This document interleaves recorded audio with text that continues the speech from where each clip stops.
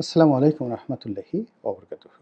সম্মানিত দর্শক, আমাদের দেশের জাতীয় নির্বাচন কবে হবে? এটা নিয়ে আলোচনা, সমালোচনা এবং বিতর্ক তুঙ্গে। রাজনৈতিক দলগুলো যত দ্রুত নির্বাচন চাচ্ছে, বর্তমান অন্তর্বর্তীকালীন সরকার এবং তাদের কর্তা ব্যক্তিরা এই নির্বাচন নিয়ে নানা রকম ইঞ্জিনিয়ারিং কলাকৌশল তারা করে যাচ্ছে এবং এসবের ফলে কেবলই মাত্র ধোঁয়াশা তৈরি হচ্ছে। অন্তর্বর্তীকালীন সরকারের সঙ্গে রাজনৈতিক দলগুলোর দূরত্ব তৈরি হচ্ছে। আবার রাজনৈতিক দলগুলোর মধ্যে ৩টি গ্রুপ এখানে তৈরি হয়ে গেছে। আওয়ামী লীগের নেতৃত্বে একটি গ্রুপ, তারা দূরে বসে তালি বাজাচ্ছে। সরকারের কর্তা ব্যক্তিদের সঙ্গে তাদের যে যোগাযোগ রয়েছে, এখানেও তারা ত্রিমাত্রিক খেলা খেলার চেষ্টা করছে। নিজেদের একান্ত অনুগত যারা লোকজন রয়েছে, তাদের মাধ্যমে নানা রকম স্যাবোটাজ, তাদের মাধ্যমে সরকারি কাজকর্মে ঢিলেঢালা ভাব, তাদের মাধ্যমে অন্তর্বর্তীকালীন সরকারকে অসহযোগিতা, এইগুলো একটি কাজ।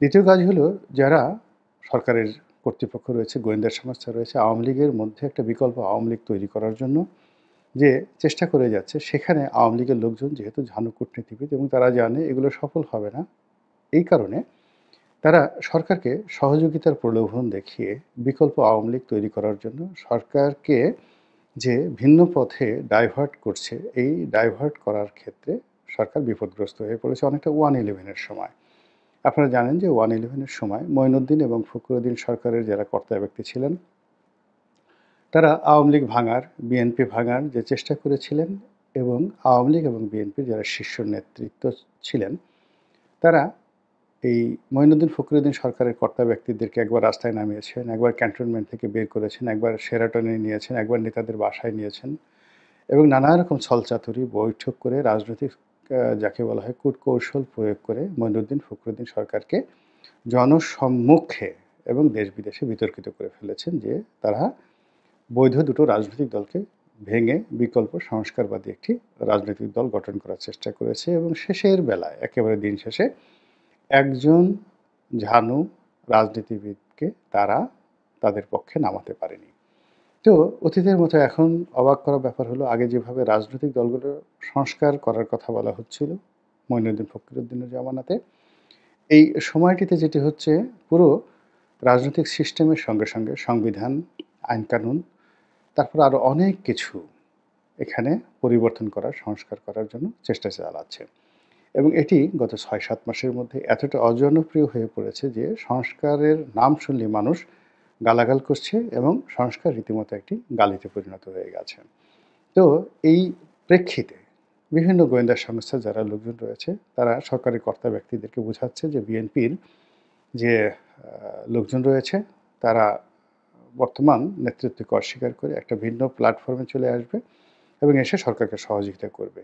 আবার এই গ্রুপটি আওয়ামী লীগের যারা নেতৃবৃন্দ রয়েছেন, 1/11-এর সময় যারা পেরে ওঠেননি, তাদের সাথে কথাবার্তা বলে সারা বাংলাদেশে তাদেরকে সংগঠিত করে সরকারকে আবার বোঝানোর চেষ্টা করছে যে আওয়ামী লীগও ভিন্ন নামে নির্দোষ অবস্থায় সরকারকে কোঅপারেশন করবে। ফলে মূল আওয়ামী লীগ নিয়ে বা মূল বিএনপি নিয়ে তাদের কোনো রকম চিন্তা করার কারণ নেই এবং এই সকল কথাবার্তা শুনে রাজনীতিতে যারা অনভিজ্ঞ সেই সকল উপদেষ্টারা কিংবা সেই সকল কর্তা ব্যক্তিরা বগল বাজাচ্ছেন এবং মনের আনন্দে দেশের মূল ধারার যে রাজনৈতিক দলগুলো আছে তাদের বিরুদ্ধে তারা একটার পর একটা বিষোদ্গার করে যাচ্ছেন। This is one.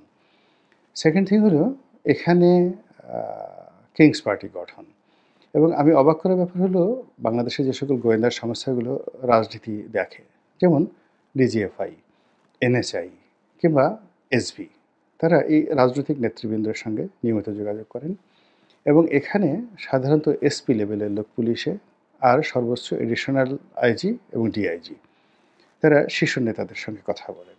আর অন্যদিকে একজন ব্রিগেডিয়ার জেনারেল, একজন মেজর জেনারেল এবং সাধারণত মাঠ পর্যায়ে কর্নেল এবং লেফটেন্যান্ট কর্নেল, তারাই এই কাজগুলো করেন। আর অফিসে বসে বিভাগীয় বিষয়গুলো একজন ব্রিগেডিয়ার জেনারেল দেখেন।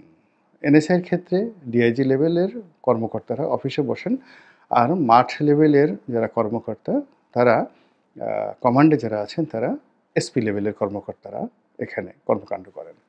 এখন আপনি চিন্তা করুন যে আমাদের দেশের একজন সংসদ সদস্য, একজন মন্ত্রী, যারা দেশ চালিয়ে এসেছেন, তাদের মতো লোকের উপর প্রভাব বিস্তার করে, তাদের মনের কথা রিড করে, তাদেরকে নেতৃত্ব দিয়ে ডক্টর মোহাম্মদ ইউনূসের পকেটের মধ্যে বা মঈনুদ্দিন ফখরুদ্দিনের পকেটের মধ্যে ঢুকিয়ে দেওয়ার যে ক্যারিশম্যাটিক যোগ্যতা দরকার, এটি এই লেভেলের কর্মকর্তা তো দূরের কথা, স্বয়ং সেনাবাহিনী প্রধান, পুলিশ প্রধান কিংবা ধরুন নৌবাহিনী প্রধান তাদের পক্ষে সম্ভব নয়। এর কারণ হলো রাজনৈতিক অঙ্গনে যারা কাজ করেন তারা সবাই খুব গভীর জলের মাছ।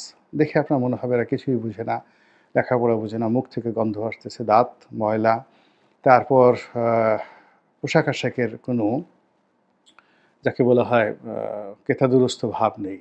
কিন্তু আপনি যদি গভীরভাবে লক্ষ্য করেন যে রাজনীতি কিভাবে করতে হয়, কূটনীতি কিভাবে করতে হয়, মানুষদেরকে কিভাবে বোকা বানাতে হয়, এজন্য যেভাবে সম্ভব, যেখানে যেরকমভাবে প্রয়োজন সেভাবে বোকা সেজে থাকার যে অসম্ভব ক্ষমতা রাজনীতিবিদদের আছে, এটি অন্য কোনো পেশার নেই।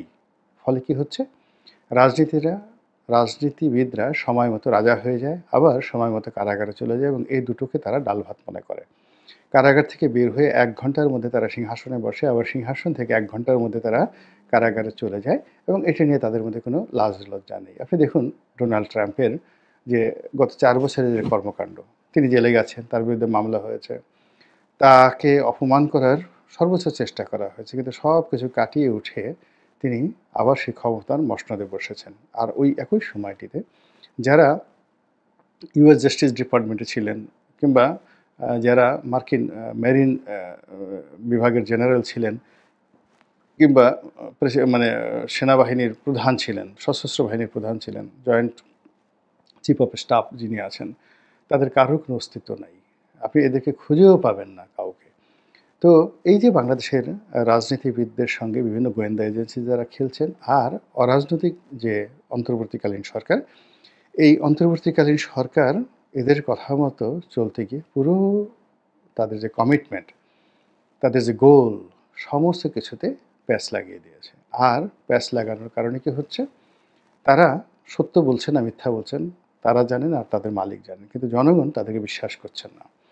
তাদের কোনো কথায় আশার বাণী জনগণ খুঁজে পাচ্ছেন না। জনগণ তাদের প্রতি নির্ভর করবেন এই ধরনের কোনো লক্ষণ দেখা যাচ্ছে না। ফলে প্রতিদিনই রাজপথে একটার পর একটা অঘটন ঘটে যাচ্ছে এবং ক্ষমতার যে কেন্দ্রগুলো আছে সেই কেন্দ্রগুলোতে একটার পর একটা অঘটন ঘটে যাচ্ছে এবং ক্ষমতার বলয়গুলোতে ক্রমশ ফাটল তৈরি হচ্ছে। তো এই অবস্থায় যখন ডক্টর মোহাম্মদ ইউনূস এবং তার যারা লোকজন রয়েছেন দুটো অপশন দেন যে ডিসেম্বর ২০২৫ এর মধ্যে একটা নির্বাচন হতে পারে যদি সীমিত আকারে সংস্কার হয়, আর যদি বৃহত্তর পরিসরে সংস্কার আপনারা আশা করেন তাহলে ২০২৬ সনের যে মাঝামাঝি সময় জুন জুলাই এই সময়টাতে নির্বাচন হতে পারে। তো রাজনৈতিক দলগুলো এটা খুব ভালো করে বুঝে গেছে যে এই দুটো কথার একটি কথার মধ্যে কোনো আন্তরিকতা নেই, এগুলো পূর্ণ হবে না, ধারাবাহিকতায় যাবে না এবং আলটিমেটলি তাদেরকে আন্দোলনে যেতে হবে এবং সেই আন্দোলনকে সফল করার জন্য ইতিমধ্যেই তারা কিন্তু মাঠে নেমে গিয়েছেন। এটা হলো একটা ঘটনা। দ্বিতীয়ত, বহু পক্ষের বহু রকম আচরণ, বহু পক্ষের বহু রকম কার্যক্রম, এর ফলে পুরো রাজনৈতিক অঙ্গনে, অর্থনৈতিক অঙ্গনে, সামাজিক অঙ্গনে একটার সঙ্গে একটার প্যাঁচ লেগে গিয়েছে, যেটিকে আমরা গিট্টু বলি, সেই গিট্টু লেগে গিয়েছে। এখন সেই গিট্টুর কারণে এমন কতগুলো বিরোধ রাজনৈতিক অঙ্গনে দেখা দিয়েছে যেগুলো আসলে রক্তক্ষয়ী সংঘর্ষের দিকে নিয়ে যাচ্ছে পুরো দেশ জাতিকে। ধরুন ৩ মাসের মধ্যে যদি নির্বাচন হতো, বিএনপি বা জামাত তাদের মধ্যে আজকের যে সম্পর্ক সেটি হতো না। এরপর দ্বিতীয় যে ঘটনা সেটি হলো বিএনপির মধ্যে তাদের জনপ্রিয়তার কারণে, সংখ্যাধিক্যের কারণে যে বিশ্বাস, যে আস্থা তৈরি হয়েছিল, সেই বিশ্বাস এবং আস্থার কারণে তারা যে যার অবস্থান থেকে প্রতিটি নির্বাচনী এলাকা কেন্দ্রিক তারা একটি সিন্ডিকেট গড়ে তুলেছে এবং এই সিন্ডিকেটের মধ্যে যারা মন্দ লোক, বাজে লোক, তারা সেখানে চাঁদাবাজি, রাহাজানি থেকে শুরু করে যত মন্দ কাজ আছে করার চেষ্টা করছে এবং নিয়ন্ত্রণবিহীনভাবে। থানার পুলিশ প্রশাসন সেখানে তাদের টিকিট স্পর্শ করতে পারছে না। যারা দলের কেন্দ্রীয় নেতৃত্ব রয়েছেন তাদের কেউ কেউ কঠোর হয়ে কোনো কমিটি বাদ করার চেষ্টা করেছেন, তাতে ঘোড়ার ডিম বা অশ্বডিম্ব প্রসব ছাড়া কোনো পরিবেশ পরিস্থিতির উন্নতি হয়নি, বরং যাকে বাদ দেওয়া হয়েছে বা যে কমিটি বাতিল করা হয়েছে সে আরও মনের আনন্দে দ্বিগুণ শক্তি নিয়ে কাজ করেছে। এর কারণ হলো আগে তবু একটা দায়বদ্ধতা ছিল।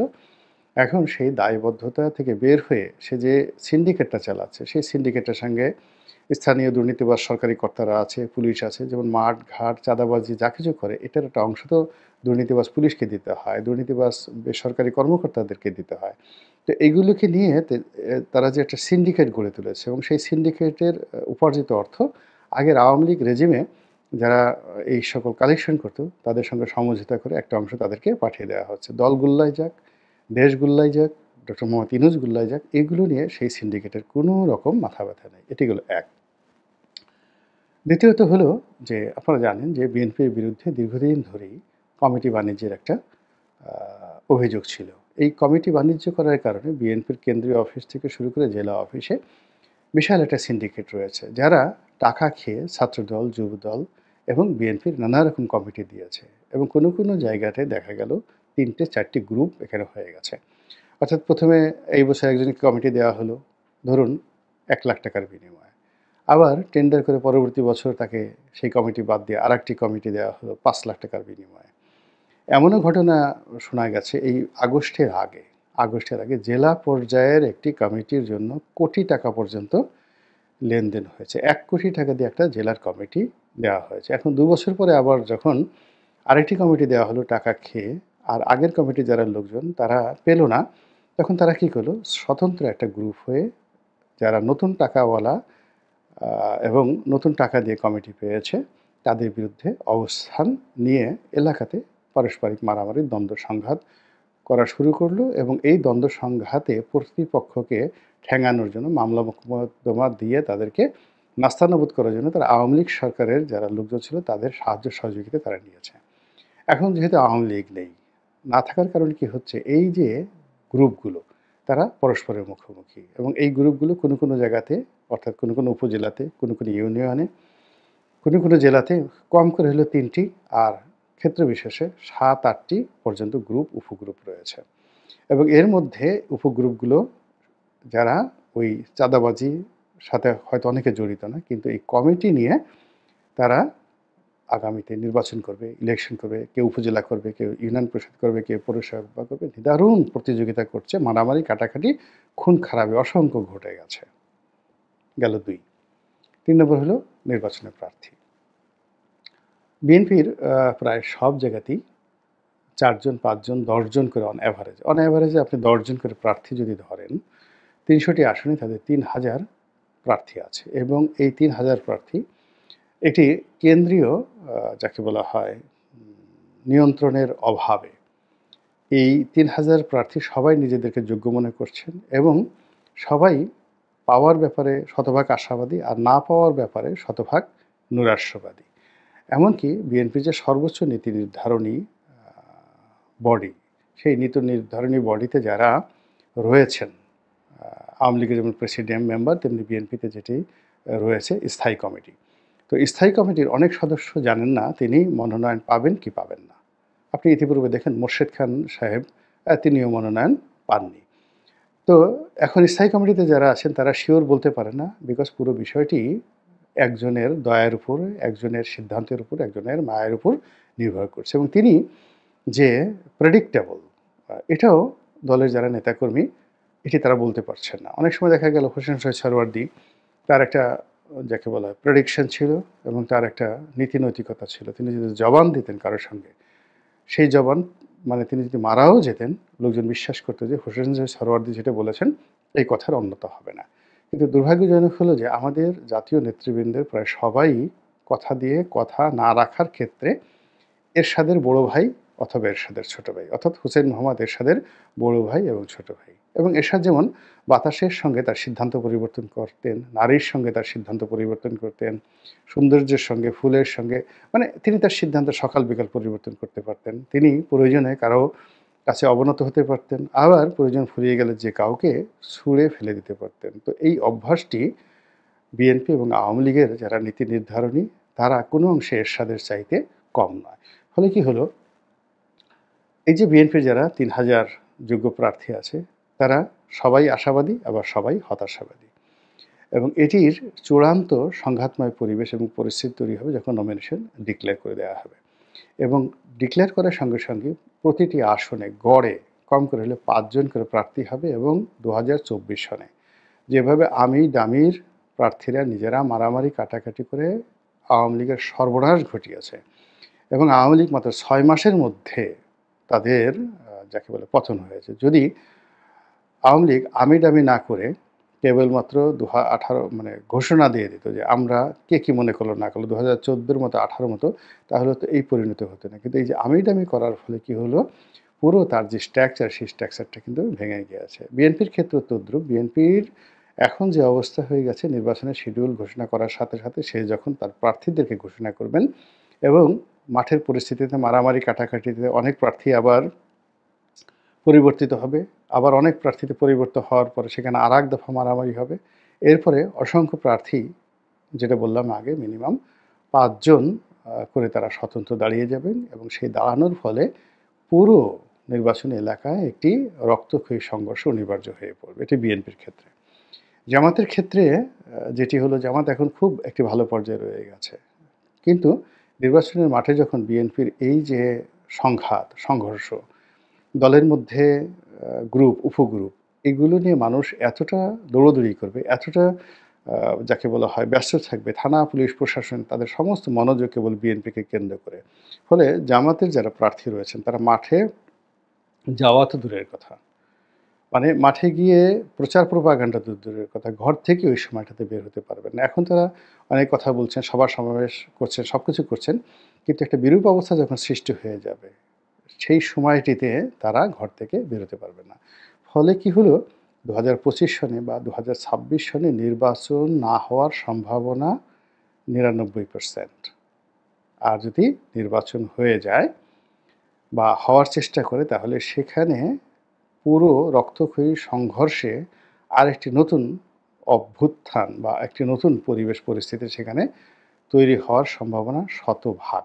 এতে কোনো সন্দেহ নেই। মানে না হওয়ার সম্ভাবনা ৯০ ভাগ, আর যদি ১০ ভাগ সম্ভাবনা থেকে হওয়ার, কিন্তু হওয়ার পরে যেটি হবে, এই যে নির্বাচনের মাঠ, সেই মাঠে ভোট দেওয়ার জন্য কেউ আসবে না, ছিল পিটাতে হবে এবং যারা হবে তাদেরকে আবার সেই বিনা ভোটের এমপি বলা হবে এবং যারা এই সিলগুলো পিটাবেন, রেজাল্ট শিট তৈরি করবেন, তারা আরেক দফা এই ২৪-এর নির্বাচনে যে সকল কুশীলবরা এই রেজাল্ট তৈরি করেছেন তাদের মতো আরেক দফা বিপদে পড়বে। তো সব মিলিয়ে যে রাজনৈতিক অঙ্গনে প্যাচ তৈরি হয়েছে, সেই প্যাচের একটা মানে থেকে যদি বাঁচতে হয়, তাহলে এরকম একটা সিস্টেম স্ট্যাবল করতে হবে, যার ফলে আপনার মনে হবে থানার ক্ষমতা আছে, মিলিটারি ক্ষমতা আছে, পুলিশের ক্ষমতা আছে, ডিসি, এসপি সবার ক্ষমতা আছে এবং কোনো জায়গা থেকেও মব করা তো দূরের কথা, মবের নাম শুনলেই সেখানে থানা, পুলিশ, প্রশাসন ঝাঁপিয়ে পড়ছে এবং সেখানে ন্যায় বিচার প্রতিষ্ঠিত